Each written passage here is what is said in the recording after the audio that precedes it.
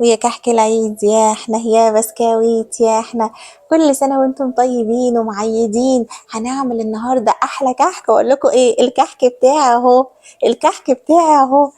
عايزة اقول لكم بجد من قلبي كل سنة وانتم طيبين. شايفين الكحك بتاعنا بقى النهاردة عامل ازاي؟ تحفة. ودايب كده دوب مش مستحمل المسه بايدي حتى، والحشوة فيه منتفخة وزي الفل. يلا بقى بينا نشوف عملنا احلى كحك ازاي. هنسمي بسم الله ومقاديرنا سهلة جدا. معايا كيلو من الدقيق. دقيق استعمال كيك وكحك وبسكويت، الدقيق يكون كحك وبسكويت. ومعايا نص كيلو من السمنة وعليهم معلقتين. معايا 3 معالق كبار من السمسم، 3 معالق كبار سكر بودر، ربع معلقة صغيرة بيكنج باودر، معلقة ممسوحة خميرة، كوباية إلا ربع من المية، وذرة ملح، وريحة الموز اختياري. اول حاجه هنعملها هننزل بالدقيق المكونات بتاعنا. واهم حاجه يكون كحك وبسكوت او جميع الاستعمالات، بس يكون نوع فاخر. والاصح بقى ان يكون كحك وبسكوت. هننزل بقى بكل المكونات الجافه بتاعتنا، حطينا السمسم والسكر والبيكنج باودر وذره الملح. وهنسيب الخميره طبعا والميه على جنب دلوقتي. هنبدا بقى كده نقلبهم بمعلقه خشب. ويستحسن ان احنا لما نشتغل في بولة تكون زجاج او اي حاجة مقاومة للحرارة. بلاش خالص ألمونيوم ولا بلاستيك، بلاش نستعمل خالص لا الألمونيوم ولا البلاستيك.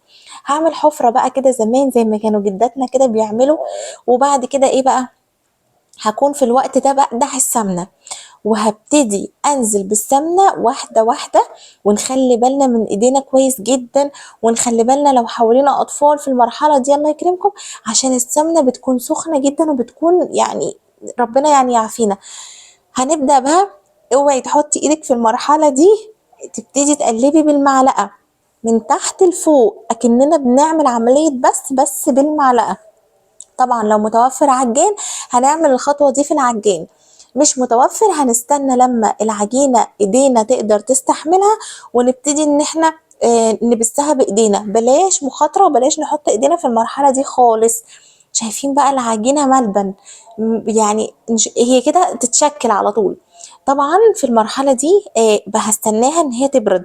هبتدي بقى يعني اظبط الخميرة بتاعتي. هحط معلقة صغيرة من السكر، وهحط معلقة كده ايه ممسوحة من الخميرة. وهبتدي اقلبهم مع بعض في مية دافية طبعا.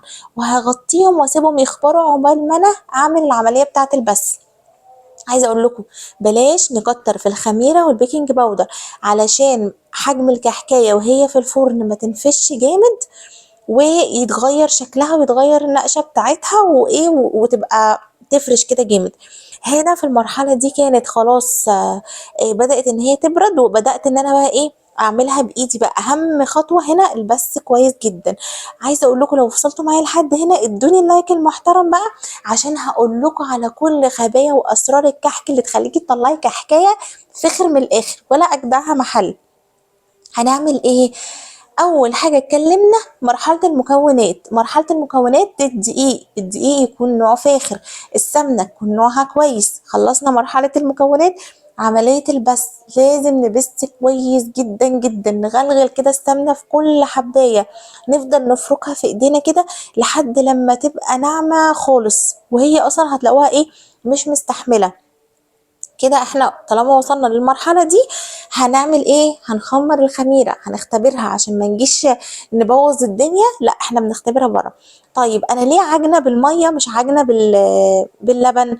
علشان المية هي بتطول عمر الكحكاية. تمام.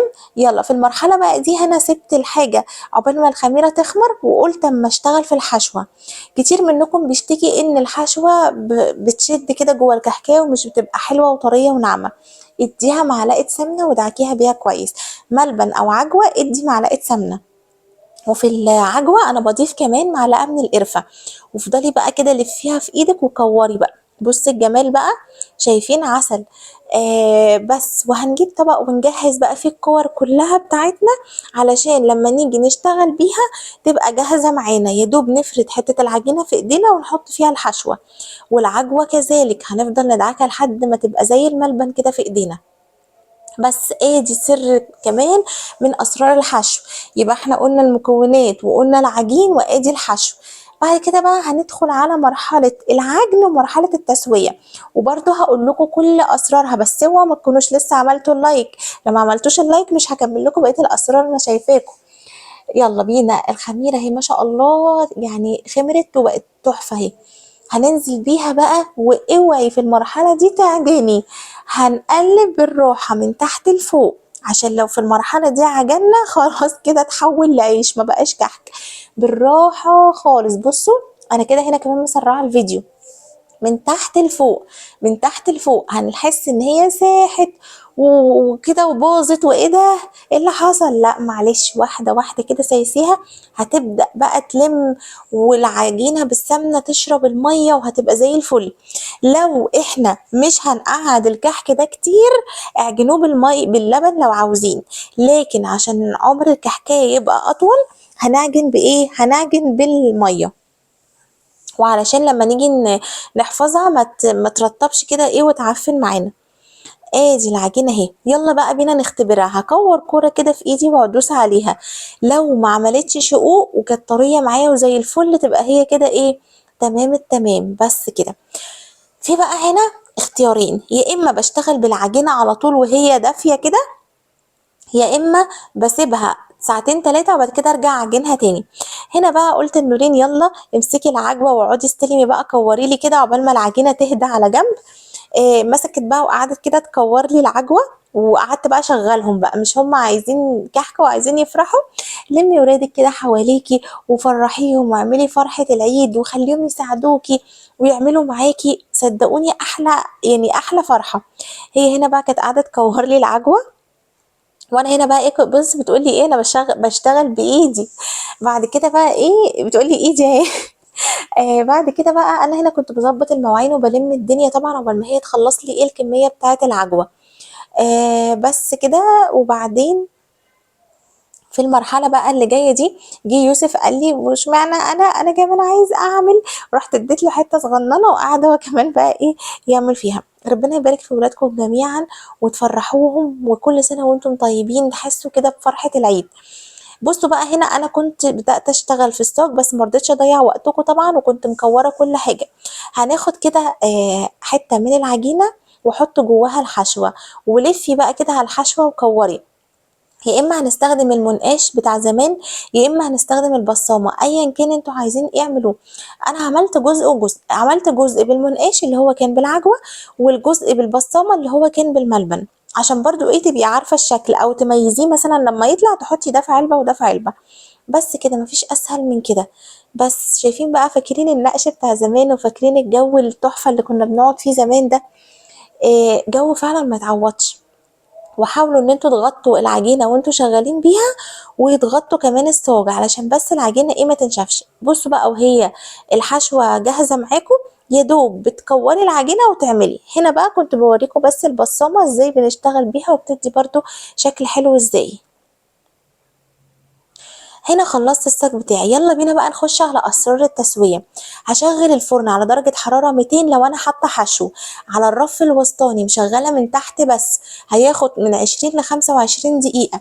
اول لما ياخد لون من تحت ويكون لسه ما خدش لون من فوق، بولع عليه الشوايه حاجه بسيطه. الكحك ما بيتشغلش عليه شوايه خالص غير لو خد لون من تحت ومن فوق لسه. بيقعد من 20 ل 25 دقيقه.